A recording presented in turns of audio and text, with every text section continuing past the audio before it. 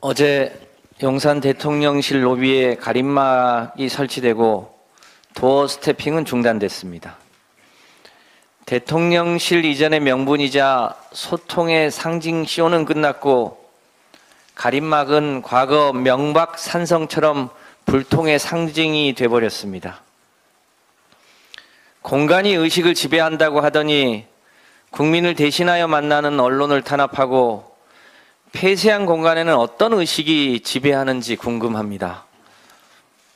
설마 아직도 손바닥에 왕자를 쓰고 다니는 건 아닌지 모르겠습니다. 이럴 거면 뭐하러 대통령실을 옮겼습니까?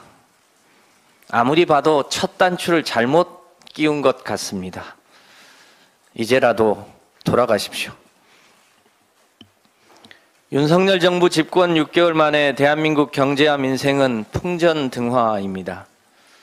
1997년 IMF 이후 처음으로 8개월 연속 무역 적자에 이어 김진태발 금융위기와 1900조에 육박한 가계부채는 시한폭탄이 되고 있습니다.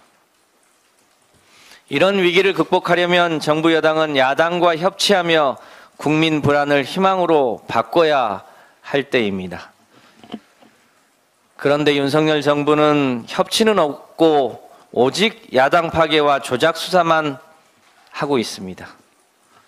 서울중앙지검의 반부패 수사 1, 2, 3부와 공공수사 1, 2, 3부는 오직 문재인 정부와 야당에 대한 먼지털이식 수사에 올인하고 있습니다.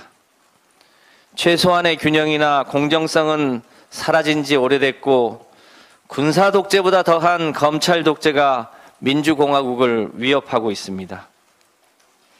민주당은 어떤 폭압에도 국민과 함께 이겨내고 경제와 민생을 지키겠습니다. 어제 민주당은 정의당, 기본소득당과 함께 국정조사 의견서를 국회에 제출했습니다. 국정조사는 정쟁이 아닌 국민의 명령입니다. 이미 국민 70%가 이태원 참사 정부 대응은 부적절하다고 지적했습니다. 국회에서 유족의 정보를 가지고 있지 않다고 국회의원을 윽박지르기까지 했던 이상민 행안부 장관의 답변은 며칠 만에 거짓말로 드러났습니다. 이런 정보를 믿고 수사 결과를 지켜만 보고 있을 수는 없습니다. 국민의힘은 더 이상 시간 끌기를 하지 말고 성역 없는 진상규명을 위해 국정조사에 동참하시기 바랍니다. 금투세 관련하여 우리 당이 증권거래세 인하 제안을 했는데 정부가 곧바로 거부했습니다. 증권거래세 인하는 2년 전 여야가 함께 국민에게 약속한 사안입니다. 추경호 장관은 증권거래세 인하는 시기상조라고 했는데 아무래도 추 장관의 머릿속에는 지우개가 있나 봅니다. 추 장관은 올 5월 인사청문회에서 금투세 시행이 유예되더라도 증권거래세는 주식시장 활성화 차원에서 인하하겠다고 발언했습니다. 2019년엔 증권거래세를 2023년까지 완전 폐지하겠다는 내용의 증권거래세 폐지안을 주장한 바도 있습니다. 그때는 맞고 지금은 틀리다고 하는 추 장관님, 2019년에는 되고 2022년에는 안 되는 이유를 합당하게 밝히시기 바랍니다.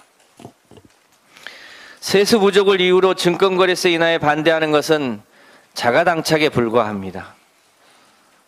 정부 여당은 증권거래세를 0.15%로 낮추면 세수가 1조 원가량 줄어든다며 증권거래세 인하에 반대하고 있습니다. 그러면서 정작 주식 양도소득세 비과세 기준은 10억에서 100억으로 높이겠다고 합니다. 증권거래세를 낮추면 다수의 개미 투자자가 이익을 보고 주식 양도소득세 비과세 기준을 높이면 극소수 부자들이 이익을 봅니다.